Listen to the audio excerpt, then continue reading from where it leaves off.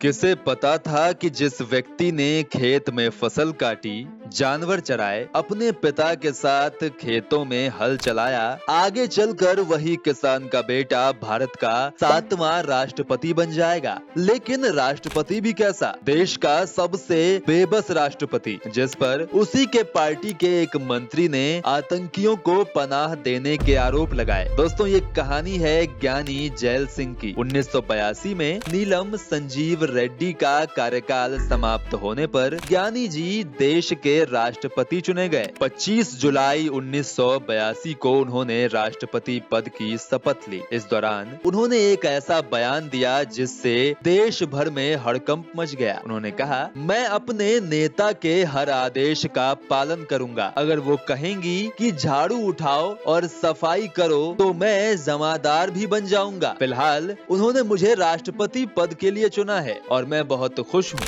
इन्हीं का कार्यकाल था जब अमृतसर में स्वर्ण मंदिर परिसर में ऑपरेशन ब्लू स्टार को अंजाम दिया गया। कहते हैं कि तीनों सेनाओं का प्रमुख कमांडर राष्ट्रपति होता है। सेना जहां भी ऑपरेशन चलाती है उसे समय समय पर राष्ट्रपति को रिपोर्ट करना होता है। लेकिन जब ऑपरेशन ब्लू स्टार चल रहा था तो जैल सिंह को इसकी भनक भी नहीं लगी। हालांकि उन्हें बाद में पता चला तो उन्हें इस्तीफा देने का ख्याल आया, पर उनके करीबियों ने सलाह दी कि संविधान आपके धर्म या जाति से ऊपर है, ऐसे में अपने दायित्वों से पीछे हटना गलत होगा। इस दौरान इंदिरा गांधी और राष्ट्रपति ज्ञानी जैल सिंह के रिश्तों में कड़वाहट आ गई। इसके कुछ ही समय बाद प्रधानमंत्री इंदिरा गांधी की उनके 2 सिख सुरक्षा गार्ड ने गोली मारकर हत्या कर दी। इंदिरा जी की हत्या के बाद राष्ट्रपति ने राजीव गांधी को प्रधानमंत्री पद की शपथ दिलाई। इस शपथ ग्रहण के कुछ ही घंटों बाद सिख विरोधी दंगे शुरू हो गए और दिल्ली की सड़कें खून से लथपथ हो गईं।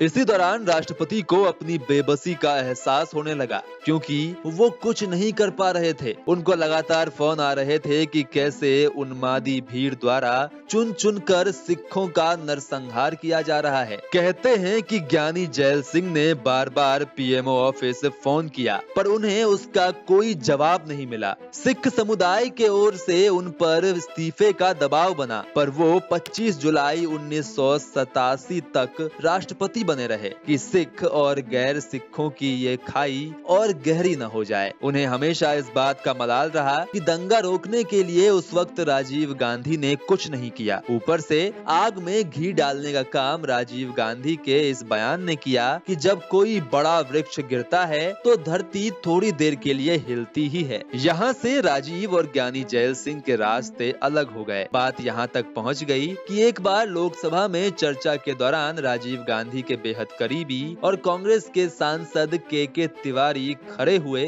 और बोले कि देश के राष्ट्रपति का घर आतंकवादियों की शरणगाह बन गया है। ज्ञानी जैल सिंह बेहद नाराज हुए। उन्होंने राजीव गांधी पर दबाव बनाया और के तिवारी को पार्टी से निकलवा दिया। इससे कांग्रेस और ज्ञानी जैल सिंह के रिश्ते और खराब हो गए और ये खटास उनका कार्यकाल पूरा होने तक बनी रही। आइए अब उनके बाकी जीवन पर एक नजर डालते हैं। ज्ञानी जैल सिंह का वास्तविक नाम जरनैल सिंह था। इनका जन्म 5 मई 1916 को पंजाब के फरीदकोट जिले के संधवान गांव में हुआ था। इनके पिता का नाम भाई किशन सिंह था, जो एक समर्पित सिख थे। कहते हैं कि ज्ञानी जैल सिंह का पढ़ाई में मन नहीं लगता था। उन पर गाने बजाने की धुन सवार हो गई। वो हारमोनियम सीखने के लिए उस्ताद के कपड़े तक धोते थे। इस पर पिता ने उनसे कहा कि अगर तुम्हें गाना आता है तो कीर्तन करो, गुरबानी का पाठ करो। इस पर जरनैल सिंह ने ग्रंथी बनने का निश्चय किया और स्कूली शिक्षा छूटी रह गई। वे गुरु ग्रंथ साहिब के व्यावसायिक वाचक बन गए। मिशनरी कॉलेज से गुरु ग्रंथ का पाठ मुंह जबानी याद करने के बाद उन्हें ज्ञानी की उपाधि से नवाजा गया। इसके बाद 15 वर्ष की आयु में ही वो ब्रिटिश सरकार के विरुद्ध काम कर रहे अकाली दल से जुड़ गए थे। फिर उन्होंने सन 1938 में प्रजामंडल नामक एक राजनीतिक पार्टी का गठन किया, जो भारतीय कांग्रेस के साथ संबद्ध होकर ब्रिटिश विरोधी आंदोलन किया करती थी। अंग्रेजों के लिए ये सहन करना मुश्किल हो गया था। कोई और रास्ता न मिलते हुए ब्रिटिशों ने जरनैल सिंह को जेल जेल भेज दिया। उन्हें 5 साल की सजा सुनाई गई। स्वतंत्रता से पूर्व ज्ञानी जैल सिंह देश को स्वराज दिलाने और अंग्रेजों को खदेड़ने के लिए आंदोलनों का हिस्सा बनने लगे थे। इस दौरान वो कांग्रेस पार्टी के और नजदीक आते गए। स्वतंत्रता के बाद ज्ञानी जैल सिंह को पटियाला और पूर्वी पंजाब राज्यों के संघ का राजस्व मंत्री बनाया गया। साल 1951 में वो कृषि मंत्री बने। फिर साल 1956 से 1962 तक राज्यसभा के भी सदस्य रहे। इसके बाद साल 1962 में ही वो पंजाब के मुख्यमंत्री बने। इसके बाद वो देश के गृह मंत्री भी बने। फिर 1982 में उन्होंने भारत के 7वें राष्ट्रपति के रूप में शपथ ली। वो देश के पहले सिख राष्ट्रपति थे। दोस्तों, इस कहानी में इतना ही। मिलते हैं अगले वीडियो में एक नई कहानी के साथ।